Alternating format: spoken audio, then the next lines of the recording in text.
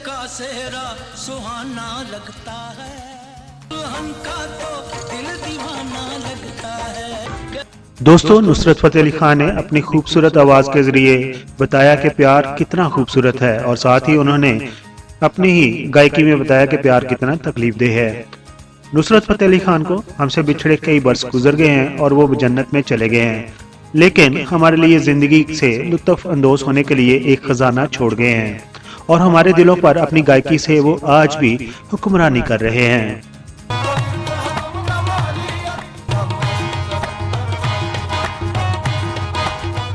कराची, लाहौर, पेशावर, फैसलाबाद, कोयटा, एक रास्ता पाकिस्तान और एक रास्ता वर्ल्ड। आप दुनिया में जहां कहीं भी हमारा YouTube चैनल देख रहे हैं, अस्सलाम वालेकुम, अस्सलाम वालेकुम। आज इस वीडियो में हम आपको बताएंगे नुसरत फतेह अली खान किस तरह कव्वाली की तरफ आए, कहां वो पैदा हुए और किस कैसेट रिकॉर्डर कंपनी ने उन्हें सबसे पहले मौका दिया जिससे उनको मुल्कगीर शोहरत हासिल हुई। उस्ताद नुसरत फतेह अली खान 13 अक्टूबर 1948 को पाकिस्तान के तीसरे बड़े शहर फैसलाबाद में पैदा हुए। वो पाकिस्तान के अजीम पाकिस्तानी कव्वाल, मौसीकार, मौसीकी डायरेक्टर और बुनियादी तौर पर कव्वाली के गुलकार थे। नुसरत फतेह अली खान को उर्दू जुबान में सूफी गुलकार और जनूबी एशिया के सबसे बड़े कव्वाली के गुलकार के तौर पर जाना पहचाना जाता है। उन्होंने पॉप क्लासिकी मौसीकी को यकजा करके मौसीकी को नई जहत बख्शी। उन्हें शहंशाह कव्वाली भी कहा जाता है।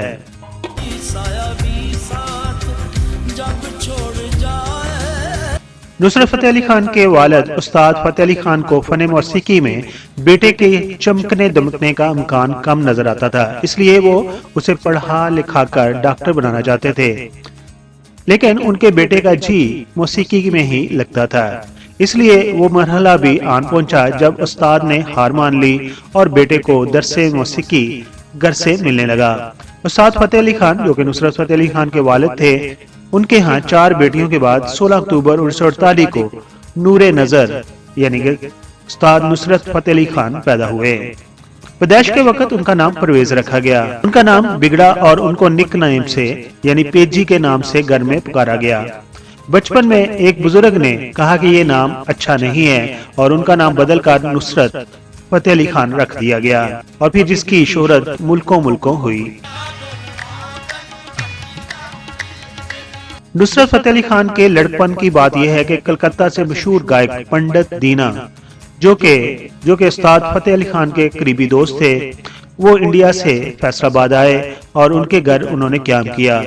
उस्ताद फतेह अली खान से उन्होंने शिकवा किया कि वो यहाँ गाना खाक गाएंगे, यहाँ तो तबले की संगत ही मौजूद नहीं और तबले पर संगत के लिए कोई ढंग का बंदा ही नहीं मिल रहा। नुसरत फतेह अली खान के वालिद ने कहा कि आप गाने वाले बने, तबला उनके बेटे नुसरत बजाएंगे। तब गुलकार दीनानाथ ने ये बात सुनकर कहा, अरे ये मोटू क्या तबला बजाएगा। और फिर जब उस्ताद दीनानाथ ने गाना शुरू किया तो नुसरत की उंगलियों ने तबला को छुआ तो खुद ही गुलकार दीनानाथ उस नौ उम्र की महारत पर हैरान रह गए और उठकर उसे गले लगाया। इस तरह बुनियादी तौर पर सबसे पहले उस्ताद फतेह अली खान ने तबला बजाना सीखा था।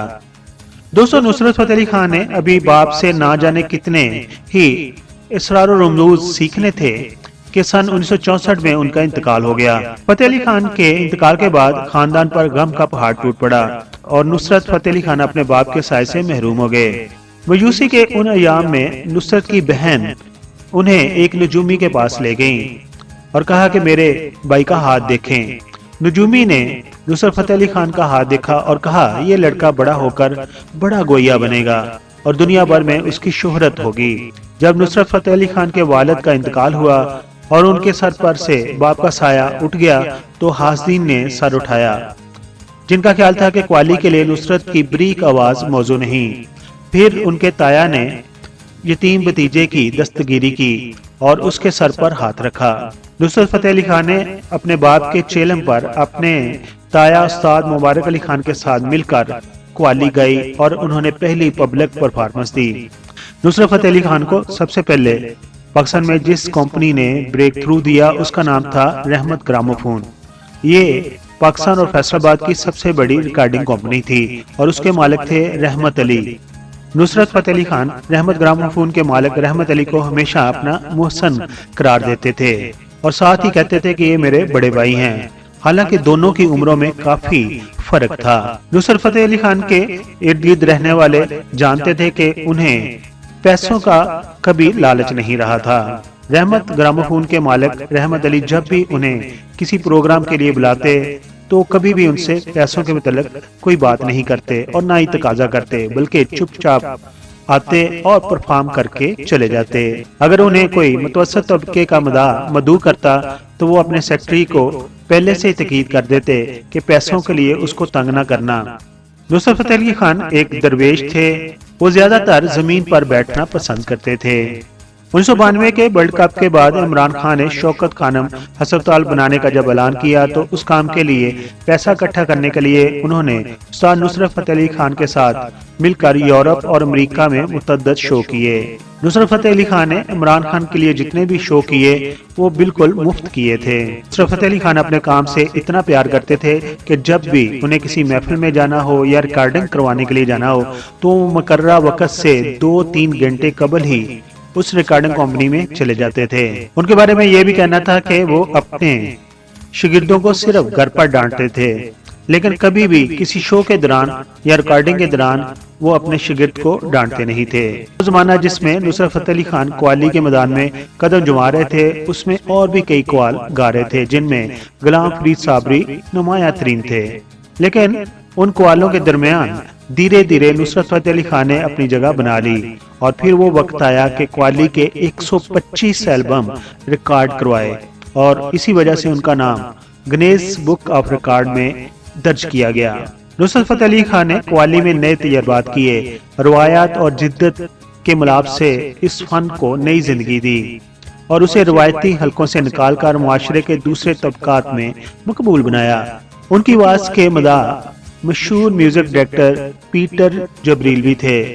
انہوں نے لندن میں ایک شو میں نصرت فتح علی خان کو گاتے سنا تو بس سنتے ہی رہ گئے اور کہا کہ اس آواز کی رینج اتنی زیادہ ہے کہ اندازہ کرنا مشکل ہے۔ پیٹر جبریل سے ملنا نصرت فتح علی خان کے کیریئر کا ٹرننگ پوائنٹ ثابت ہوا اور میوزک ڈائریکٹر جبریل نے نصرت فتح علی خان کو film the last temptation of Christ میں اپنی آواز کا جادو جگانے کا موقع دیا۔ 1990 کی دہائی میں بالی ووڈ میں ان کے نام کا ڈنکا بجا۔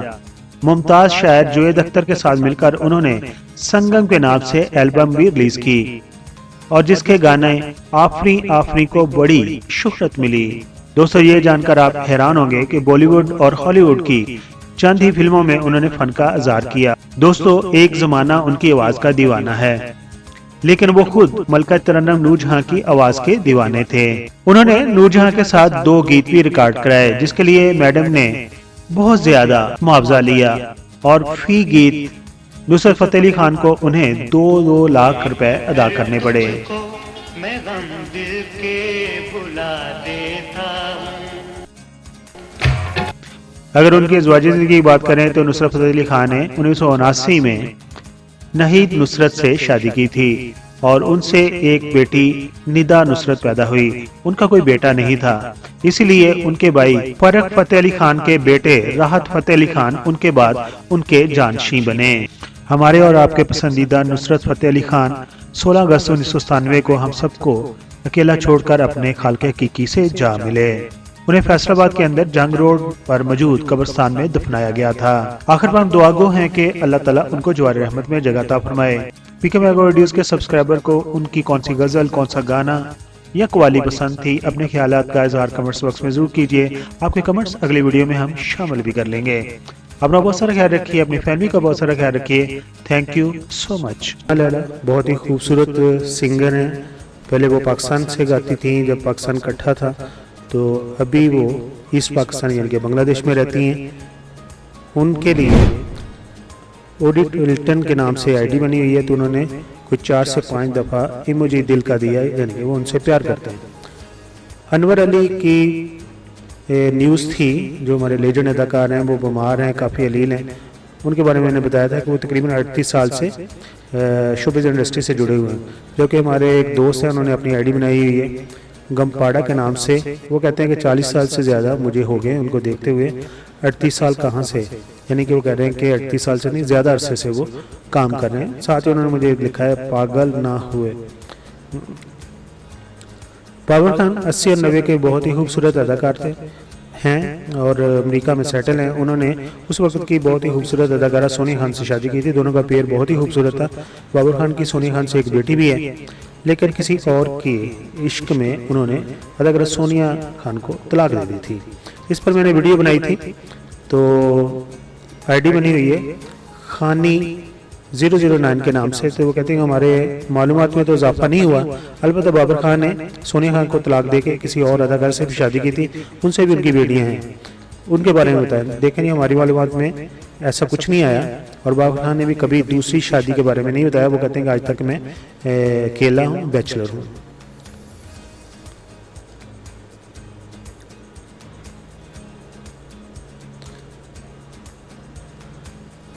बाबर खान की वीडियो के ऊपर असलम जी 512 के नाम से आईडी बनी हुई है। उन्होंने OIC लिखना था, लेकिन OI तक लिख के उसके बाद शायद भूल गए हैं। अजीज मियां कवाल के ऊपर वीडियो हमारी बनी हुई है, तकरीबन 2-3 साल पहले बनाई थी। पाक नौशा ऑफिशियल के नाम से आईडी बनी हुई है। वो कहते हैं कि सर अस्सलाम वालेकुम, मुझे जुनैद अजीज़ या इमरान अजीज़ का नंबर चाहिए। हम कोशिश करेंगे उनका नंबर लेने की और फिर आपको कमेंट्स बॉक्स में भेज भी देंगे। जाने मारा रश्क के चमन बहुत ही खूबसूरत हमारा गाना है और इसके ऊपर हसन अब्बास जो हैं वो कहते हैं कि नाइस, यानी कि उनको ये गाना पसंद आया। सुहेल रैना हमारे बहुत ही खूबसूरत म्यूज़िक डायरेक्टर हैं और आईडी बनी हुई है सुहेल रैना 3412 के नाम से और उन्होंने लिखा कि very well done always. Thank you so much जी। ये वो कमेंट्स हैं जो आपने हमारी पिछली वीडियोस पर दिए थे। इसी तरह कमेंट्स देते रहें, हम आपके कमेंट्स अगली वीडियो में शामिल करते हैं। शुक्रिया। दोस्तों, बहनों, भाइयों, दूसरे चैनल की तरह मैं शुरू में नहीं कहता कि मेरे चैनल को सब्सक्राइब कर दें या वीडियो को लाइक कर दें। अभी आपने हमारी वीडियो देख ली है, अगर आपको पसंद आई हो तो इस वीडियो को लाइक कर दें, जबकि चैनल को सब्सक्राइब कर दें। स्क्रीन के ऊपर हमारे चैनल की टॉप रेटेड वीडियोस पर मुश्तमिल वीडियोस की स्लाइड चल रही हैं। हमारे चैनल पर इन वीडियोस के मिलियंस में व्यूज़ हैं। अगर आप ये वीडियोस देखना चाहते हैं तो इनके लिंक हमने डिस्क्रिप्शन में दिए हुए हैं, वहां पर जाकर लिंक को क्लिक करें और हमारी वीडियोस को देखकर अपने कमेंट्स ज़रूर वीडियो पर दें।